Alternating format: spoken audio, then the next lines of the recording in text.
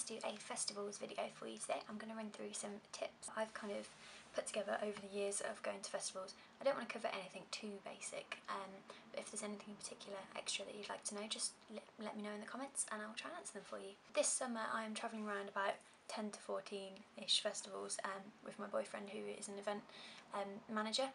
So I go around the festivals with him and we work at them together. So I've been to quite a few over the years and I feel like I kind of have experienced enough of them to be able to give a bit of advice. I'm not claiming to be a festival expert, I've just been to a few and it's kind of my own experience over the past few years. So first things first, you are going to need a tent. I don't want to go over this too much, but I'm just going to say quickly that if you buy a two-man tent for two people, you're probably not going to have enough room with all of your stuff. Two-man tent is literally, they sleep two people. They don't really leave you any space for any bags or anything like that. And if you're at a festival and you're unlucky enough that it rains all the time, you're going to need somewhere to sit inside with your stuff as well, and it's not nice to be cramped. So me and Josh, we have a three-man tent for just us two. It's got a really nice kind of open porchway, so we can leave all our wellies and stuff out there. That doesn't really matter if that's kind of outside, but it's a completely covered porch, so that's great. And then in the main sleeping area there's enough for us and our blow-up bed and our kind of weekend bags as well. I would definitely advise getting a slightly bigger tent than you think you might need. Next thing is have a good sleeping bag. Yeah, that's basically really just go into kind of a local camping shop or look up something on Argos or Amazon and make sure you get a good one, because it's horrible to be cold in the middle of the night. It's really horrible, honestly. Moving on from that one as well, I would recommend taking your pyjamas and maybe taking like a pair of leggings to wear under your pyjama bottoms as well, and a big hoodie or jumper or something that you don't mind sleeping in as well, because I always end up putting on extra clothes at night in my sleeping bag. Another kind of basic thing that everyone should take to a festival is a pair of wellies. The amount of people, surprisingly though, I have seen that kind of think you can wear trainers around a festival site. I went to Creamfields 2 years ago and it was, I don't know if you know, but the torrential rain summer where it just rained constantly, and Creamfields was actually called off because the ground was so soft, the tents were starting to sink into the ground. It was really, really dangerous and everyone was kind of evacuated off the site. But the amount of people I saw walking around with trainers and they were just covered in mud and they were sinking into the mud up to their ankles. This year I actually have a new pair of wellies. I have worn them already, so they're a bit muddy at the moment, but I really like these. Just like studded black wellies, and they were only from Asda. I'm not saying you have to buy a really expensive pair of wellies. Like my wellies before this were £5 from Primark. They were really good, but I decided to get a new pair this year, so they were from Asda and they were about £15 I think. So just make sure you get a decent pair that are comfy. Another thing to take with you, which is a real basic, kind of gets overlooked sometimes, is a torch, just so you can literally see.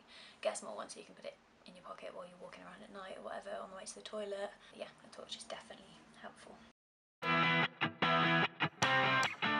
It's really, really good to take your own toilet roll. Bit of a disgusting conversation, but the toilets at festivals, they run out of toilet roll, especially on the campsite. They don't always refill the loos on the campsite with loo roll, so take a roll or two of your own. Yeah, it's quite important. Other thing that's meant to be provided in the toilet is like alcohol hand gel.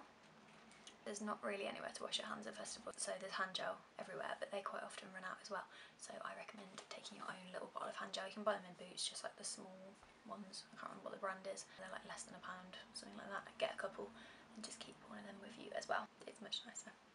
Another thing I'd recommend taking is, you know, you can get those woven bags from the supermarket, like a bag for life, and we take them to every festival we go to because you can carry all your alcohol in them, you can carry heavy stuff in them, you carry dirty wellies in them, doesn't matter, but they're just really nice and strong and they don't hurt your hands while you're walking, because for some festivals you do have to walk quite far from your car to wherever you're going to be camping, so you try and minimise the journeys that you have to take back and forth there. So taking those bags just make it a lot easier for you. One final tip I have about festivals is about your mobile phone. Everyone wants to Instagram loads of stuff when you're at a festival or take photos or whatever. What I would recommend taking with you is one of these, which this is called power bank. It's just kind of a thing that you plug into your laptop before you go, charges it up. So this is how I charge it, with this end into my laptop, and then I just plug my normal phone charger USB thing into here, and it gives your phone a bit of a boost, and you can probably get 2 whole charges of your phone out of one of these, I reckon. So that's enough for kind of a 2 or 3 day festival, it should be. But another little trick I have is if you're running low on battery and you haven't got one of these, I turn my phone onto aeroplane mode whenever I'm not using it to be on the internet or text or whatever. Just keep it on aeroplane mode. Turn it on every once in a while to check if anyone's like tried to get in touch with you. Aeroplane mode saves so much battery. Your phone's not constantly looking for like phone signal satellites, or not constantly downloading your Instagram notifications or whatever notifications, stuff like that. So aeroplane mode really helps.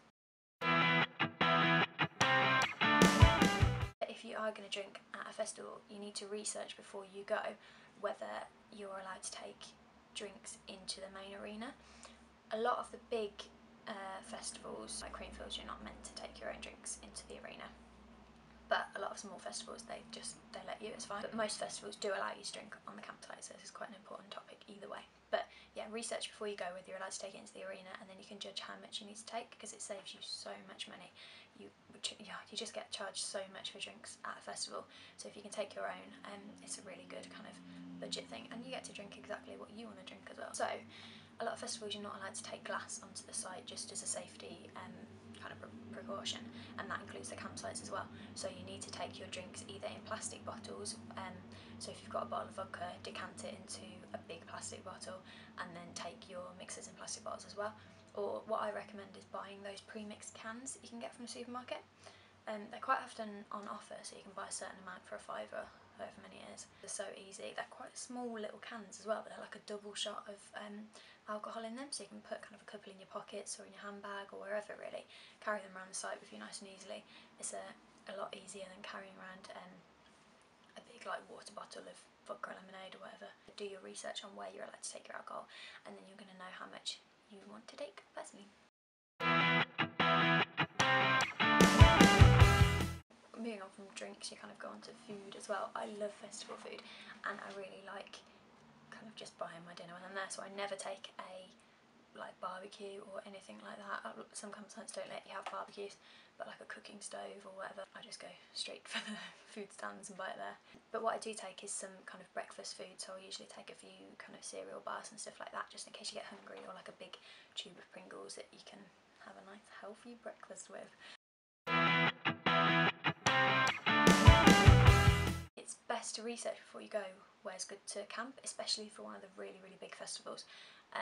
So for Reading, I know that there's certain campsites that are just awful. Well, if that's your kind of thing, then I suppose they're not awful, but for me, there's just too many rowdy people. I would personally stay away from those campsites, but you can research in advance and see where is best to camp, so have a look online. But if there's no real research to be done online, if it's quite a small festival, my personal recommendations for where to camp would be not at the bottom of a slope or a hill on the campsite, because if it does rain there will literally be a river that goes through your tent, and that has happened to me before. No hills, just get as high as you can. And then another one is don't camp too close to a walkway, because you're constantly having people walk past your tent. If they're coming back at like 5 AM, they're going to wake you up. The walkways are the main routes through the campsite, so you really don't want to be sleeping too close to one of those. It's like sleeping next to a motorway. And kind of similar to that is you don't really want to be sleeping too close to the toilets either. By Sunday morning of a festival, they absolutely stink, and that is not what you want to wake up to. This is all about research really. Quite often festivals announce their lineup before the festival starts, which is completely usual. Or they announce kind of the set times as well, so you know what band is going to be on what stage at what time, a little bit in advance. My recommendation would be to kind of look into that and see who you want to see, who you want to see the most, and kind of plan your weekend around that. Just try and get an idea of who's playing where and when, and who you want to see and stuff like that.